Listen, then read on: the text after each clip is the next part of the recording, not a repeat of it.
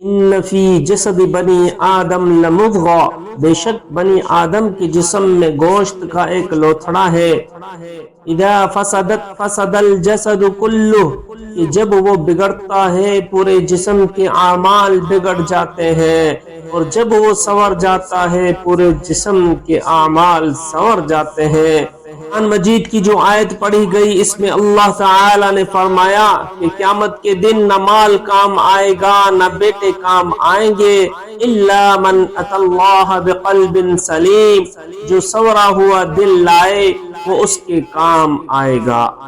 دو چیزوں کی نفی کی گئی، ایک مال کی اور ایک اولاد کی۔ عام طور پر دنیا میں انسان انہی چیزوں سے دھوکے کھاتا ہے، اور دنیا میں آدمی یہ سمجھتے ہیں کہ مال ہو تو انسان شیرنی کا دودھ بھی خرید سکتا ہے، مال سے تمام کام سنور جاتے ہیں، حالانکہ یہ بڑی غلط فہمی ہے۔ مال سے انسان کے کچھ کام تو سنورتے ہیں، ہر کام نہیں سنورتا، دنیا میں بھی ہر کام نہیں سنورتا، اور آخرت میں تو کوئی بھی کام نہیں سنورے گا۔ آپ خود غور فرمائیے کہ مال سے انسان عینت تو خرید سکتا ہے، بینائی نہیں خرید سکتا، مال سے انسان اچھا لباس تو خرید سکتا ہے، خوبصورتی نہیں خرید سکتا، مال سے انسان نرم بستر تو خرید سکتا ہے، میٹھی نیند تو نہیں خرید سکتا، مال سے انسان دوا تو خرید سکتا ہے، صحت تو نہیں خرید سکتا، مال سے انسان خضاب تو خرید سکتا ہے، شباب تو نہیں خرید سکتا، اور مال سے انسان لوگوں کی خوشامد تو خرید سکتا ہے، کسی کے دل کی محبت تو نہیں خرید سکتا۔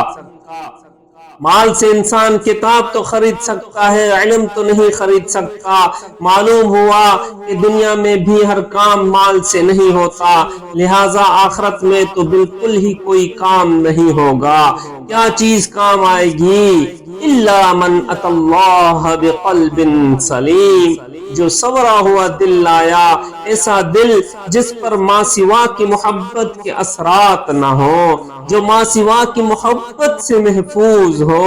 جب بھی دل میں غیر اللہ کی محبت آتی ہے تو دل پر داغ لگ جاتا ہے، دل پر ظلمت آ جاتی ہے، دنیا کی محبت سے دل پر ظلمت آتی ہے، اور اللہ رب العزت کی محبت سے دل روشن ہو جاتا ہے۔ جب بھی کوئی گناہ کیا جاتا ہے، ہر گناہ کے عوض دل کے اوپر ایک سیاہ نقطہ لگ جاتا ہے، اگر سچی توبہ کر لی تو وہ نقطہ دھل گیا، اور اگر دوبارہ گناہ کر لیا تو دوسرا نقطہ لگ جائے گا۔ گناہوں پر گناہ کرتے کرتے وہ نقطے اتنے بڑھتے چلے جاتے ہیں کہ انسان کا دل بالکل سیاہ ہو جاتا ہے۔